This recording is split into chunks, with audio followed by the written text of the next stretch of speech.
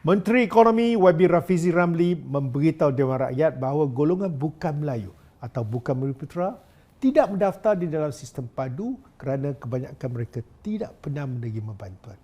YB Rafizi, betul ke kenyataan ini? Saya rasa ianya memang tak betul.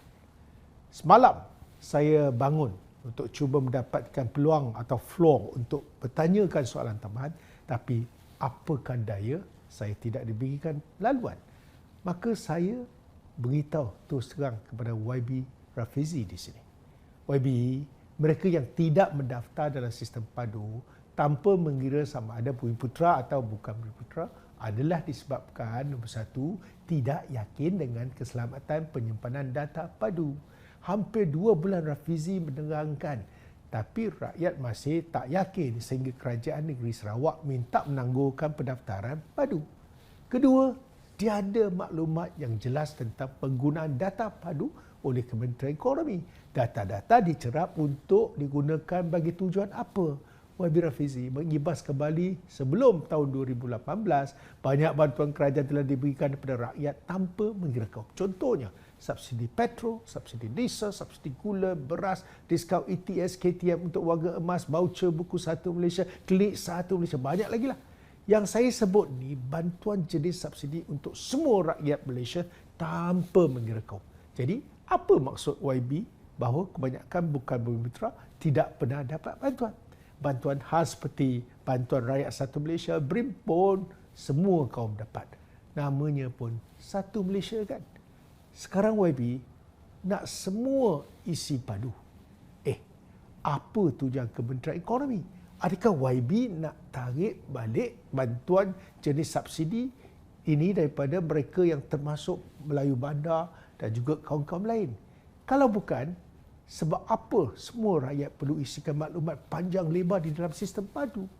Buat kali pertama, Rafizi mengumumkan semalam bahawa golongan M40 dan T20 tak perlu risau kerana subsidi akan diberikan kepada mereka jika mereka layak. Beliau memberi contoh, T20 dengan 8 orang anak layak terima subsidi selepas mengambil kira tanggungan dan pendapatan bersih boleh dibelanjakan.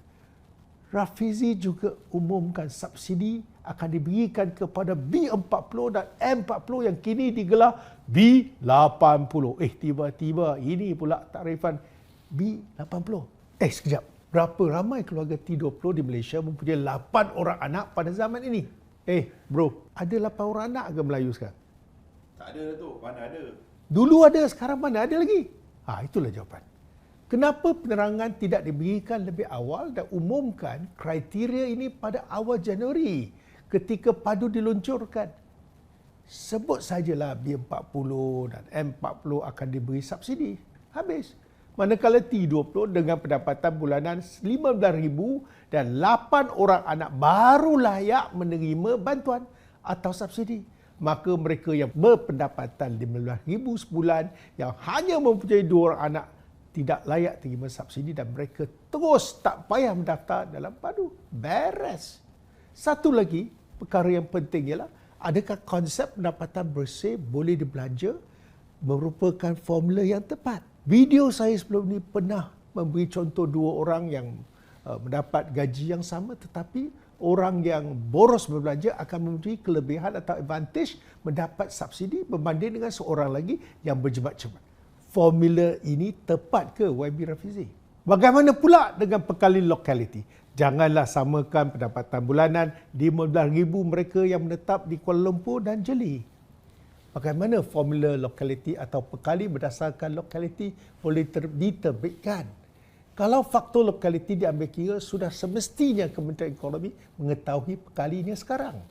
YB Rafizi, ramai yang tidak mendaftar dalam sistem padu termasuk Bumiputera dan bukan Bumiputera adalah disebabkan isu keselamatan dan juga kebocoran data. Saya setuju.